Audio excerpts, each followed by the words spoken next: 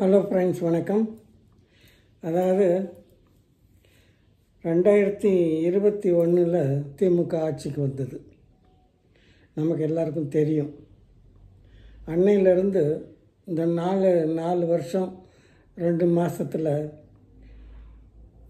காவல் நிலையத்தில் என்கொயரிக்காக கூட்டிகிட்டு போனவங்க 25 பேர் லாக்அப் டெத்து ஆகியிருக்கிறாங்க. கேட்டால் எங்களுடைய ஆட்சி திராவிட ஆட்சின்னு சொல்லி இந்த ஸ்டாலின் புளியை கேட்டு கிடக்கிறாரு. அதாவது காவல் நிலையம்னு சொன்னால் நம்ம என்ன நினைப்போம்?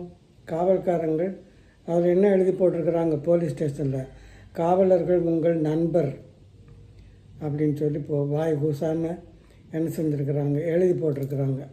ஆனால் நடக்குது என்ன? நமக்கெல்லாம் பயங்கரமாக பயமும் என்ன நடக்குமோங்கிற ஒரு தெளிவில்லாத சிந்தனையும் தான் வருது. என்கொயரிக்கு கூப்பிட்ருக்குறாங்க போலீஸில் அப்படின்னு சொன்னாலே நம்ம குடும்பத்தில் உள்ளவங்கள்லாம் அழ ஆரம்பிச்சிடுறாங்க. அந்த அளவுக்கு இந்த அராஜகம் திமுக நடந்துக்கிட்டு இருக்கு. இதில் இந்த திருபுவனம் காவல் நிலையத்தில் அதாவது இவங்க என்ன செய்யணும்னா என்கொயரி பண்ணணும். ஒருவேளை இந்த அஜித்குமாருங்கிற நபர் என்கொயரி பண்ணி அடித்து கொண்டிருக்காங்க.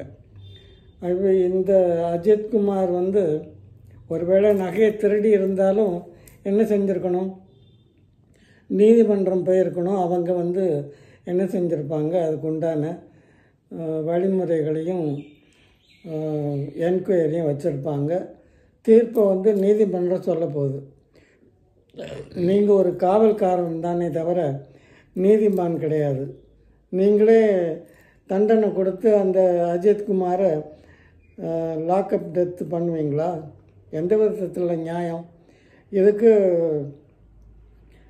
கேட்டால் வாயை திறக்கிறதில்ல. இந்த ஸ்டாலின், கேடுகட்ட ஸ்டாலின் வாயை திறக்கிறதே இல்லை. அவர் என்ன நடக்குன்னே தெரியாது. காவல்துறை தான் கட்டுப்பாட்டில் வச்சுருக்கிறேன்னு பேசிக்க வேண்டியதே தவிர ஸ்டாலின் அரசு திராவிட அரசு அருமையான அரசு அப்படின்னு சொல்கிறதால வேறு எந்த விதமான நடவடிக்கையும் எடுக்கிறதில்ல. இதே சமயம் ஜெயலலிதா அம்மா இருந்தாங்கன்னா என்ன செஞ்சுருப்பாங்க? இந்த காவல்காரங்களை உண்டு இல்லைன்னு பண்ணியிருப்பாங்க. ஆனால் இங்கே என்ன நடக்குது? அந்த கேடுகட்ட டெட் பாடியும் அப்படி தான்.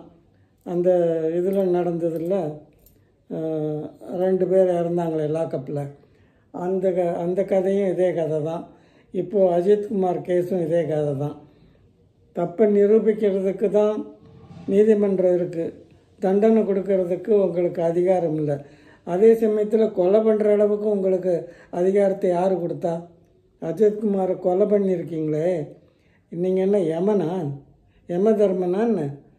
ஒரு அப்பாவி பையனை போய் திருடினதாகவே இருக்கட்டும், அதுக்கு என்ன செய்யணும்? அதுக்கு உண்டான ப்ராசஸ் என்னவோ அதை நீங்கள் செஞ்சுருக்கணும். நீதிமன்றத்தில் அவனை ஒப்படைச்சிருக்கணும். அதை போட்டு நாங்கள் என்கொயரி பண்ணுறோன்னு சொல்லி அவனை அடின்னு அடித்து அந்த வீடியோவை பார்த்தா நமக்கெல்லாம் அவ்வளோ பதட்டமாக இருக்குது. அதாவது சாப்பாட்டில் கொஞ்சம் காரம் கூடனாலே நமக்கு சாப்பிட முடியாது. ஆனால் இவங்க மிளகாப்படியாக அந்த பையனை சாப்பிட சொல்லியிருக்காங்க. வேறு கெட்ட செயல்களெல்லாம் நிறைய சொல்லவே கூசுற அளவுக்கு செஞ்சுருக்குறாங்க.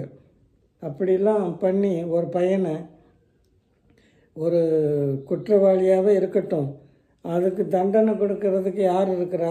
ஒவ்வொரு டிபார்ட்மெண்ட்டும் இருக்குதே தவிர உங்களை நீதிபதியாகவோ அல்லது தண்டனை கொடுக்கக்கூடிய ஆட்களாகவோ சட்டம் உங்களுக்கு இடம் கொடுக்கலை. அதே சமயத்தில் இதுபோல் நீங்கள் இதே சமயம் ஒரு அரசியல்வாதியோ அல்லது ஒரு பணக்காரனோ என்கொயரிக்கு வந்திருந்தால் இதுபோல் நடந்திருப்பீங்களா? அவங்கள்ட்ட காசை வாங்கிட்டு அவன் அப்படி பண்ணால் பூவாக வீட்டுக்கு அனுப்பிச்சி வச்சுருப்பீங்க. இதுபோல் கை வச்சுருப்பீங்களா? லத்தி வச்சு அடிச்சிருப்பீங்களா?